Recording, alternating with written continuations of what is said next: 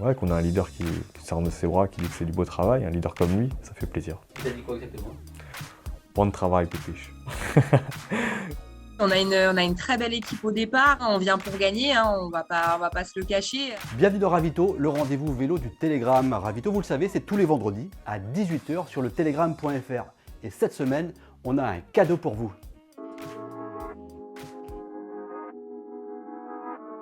À bientôt 36 ans, Laurent Pichon reste motivé comme un cadet. Le Finistérien dispute sa 13e saison au sein de la formation Arkea Samsic, où il est un équipier modèle. Après avoir travaillé pour Nairo Quintana sur Paris-Nice et pour Nasser Bouhanni sur Milan-San Remo, il est passé au siège du Télégramme cette semaine. C'est notre grand entretien.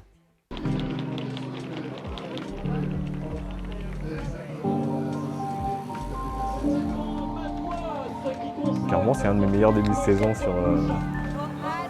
à l'heure actuelle, sur Paris-Nice notamment, où j'ai été chercher une 5e place d'une étape. J'ai aussi accompli du gros travail en faire de Nairo Quintana. Je me suis moi-même surpris à avoir ce rythme et ça fait toujours plaisir quand un leader comme Nairo Quintana nous félicite du travail qu'on a pu effectuer en sa faveur sur une course. Et là, ouais, clairement, quand la mission est accomplie, qu'il n'a pas perdu de temps sur une étape, qu'il a été protégé et qu'on a un leader qui sort de ses bras, qui dit que c'est du beau travail, un leader comme lui, ça fait plaisir. Il t'a dit quoi exactement? Bon travail, Pépiche.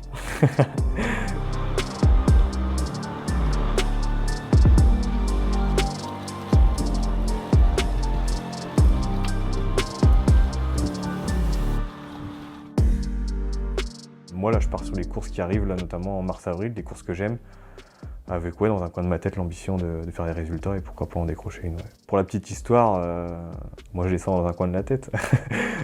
J'ai gagné ma première course avec un Dossard 13.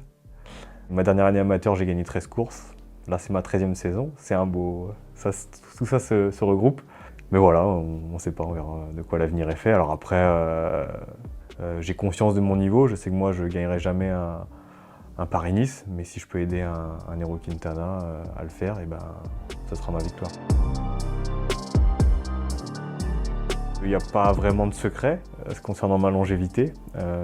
Après, je me suis mis vraiment dans le cyclisme après mes études je passais seulement professionnel à 24 ans, donc voilà, j'ai peut-être un petit décalage par rapport à certains, notamment les jeunes coureurs qui passent maintenant. Voilà, il y a des méthodes d'entraînement qui évoluent, je suis dans une équipe jeune, donc ça pousse à toujours performer, et puis j'ai encore la forme surtout, c'est ça, hein, moi je ne vais pas continuer pour continuer. Là à 36 ans, je vois sur Paris-Nice, j'ai encore battu mes meilleures valeurs. Encore ce matin, j'en parlais avec mon compagnon d'entraînement habituel, Olivier Legac, qui est dans l'équipe Groupama FDJ. Je lui disais que je me sentais à la limite de plus en plus à l'aise sur les courses World Tour, donc c'est peut-être aussi de l'expérience. J'ai pas forcément envie d'aller jusqu'à 40 ans. Il y en a qui me le disent en rigolant, notamment Nasser Bouhanni, qui me dit « Toi, de toute façon, t'en veux tout le temps, t'iras jusqu'à 40 ans ». Je me dis que en fait, maintenant, je le prends comme du bonus. En fait. Donc c'est ma 13e année, j'ai la forme. Maintenant, si ça doit s'arrêter, ça s'arrêtera. Tout ce que j'aurai fait, ce sera déjà une très belle carrière.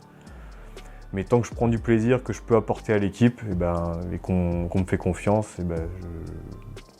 je suis toujours là pour transmettre, quoi. Ça, c'est ça. Puis je fais de la résistance, mais avec du plaisir. Enfin, franchement, c'est voilà, je me sens pas trop vieillir, on va dire.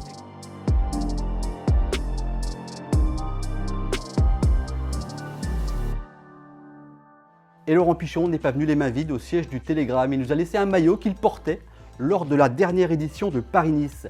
Ce maillot, on vous le fait gagner. Pour cela, rien de plus simple. Vous likez, vous partagez l'émission Ravito sur la page Facebook du Télégramme Sport et on fera un tirage au sort. Bonne chance.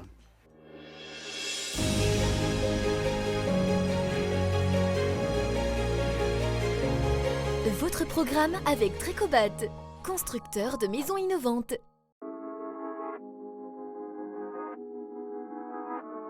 Quelques infos au sprint et le dernier vainqueur français de Paris-Roubaix va avoir une stèle en son honneur. La stèle et le secteur pavé Frédéric Guédon seront inaugurés ce week-end du côté de Bourgel dans les Hauts-de-France. C'est l'heure de la reprise pour Tony Perriou, le champion de Bretagne de cyclocross, reprend la route ce dimanche à l'occasion des boucles guégonaises. Le Finistérien du VCP Loudéac devrait enchaîner avec le Tour du Pays de l'Esnevin. Le Grand Prix de Plouay Amateur va changer de braquet la saison prochaine. L'épreuve d'ouverture de la Bretagne Classique aura le label Classe 2 en clair. Elle sera ouverte aux pros et aux amateurs exactement comme le Kreisbreis Elite et le Tour de Bretagne. Les meilleurs juniors de la région ont rendez-vous sur la Penarbel ce week-end. Une course par étape que les jeunes coureurs du VCP Loudéac ont coché. On écoute Jennifer Letué, leur directrice sportive.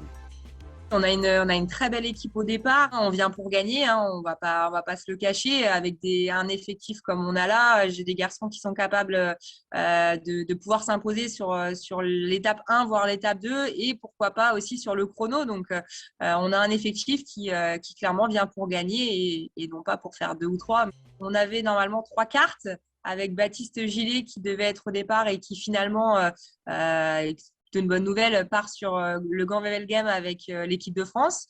Mais j'ai quand même Antoine Hu qui fait 3e de la Bobé. C'est quelqu'un qui va quand même assez vite au contre-la-montre, donc c'est plutôt une belle carte. Et Pierre-Henri Basset aussi, qui revient tout juste de coupure et qui nous a déjà montré qu'à Dolo, il était dans la course en montant sur la 2e place. Donc j'ai des cartes intéressantes. Les 2 premiers coureurs d'une classique bretonne qui terminent à pied. C'est l'incroyable scénario du Grand Prix Gilbert Bousquet 1991. C'est notre coup d'œil dans le rétro.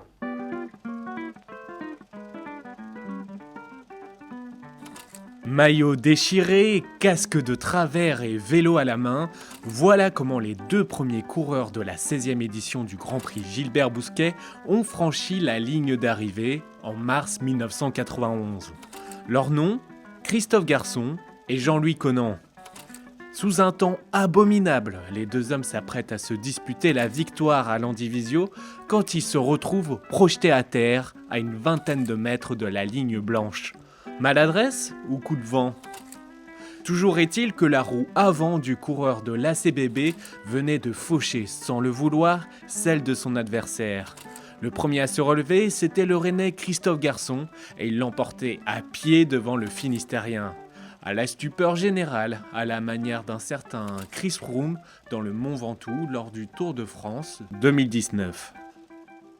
Voilà, la pause ravito, c'est tout pour aujourd'hui. On se retrouve vendredi prochain à 18h sur le telegram.fr. D'ici là, bon week-end, bonne course, bonne semaine et bonne chance.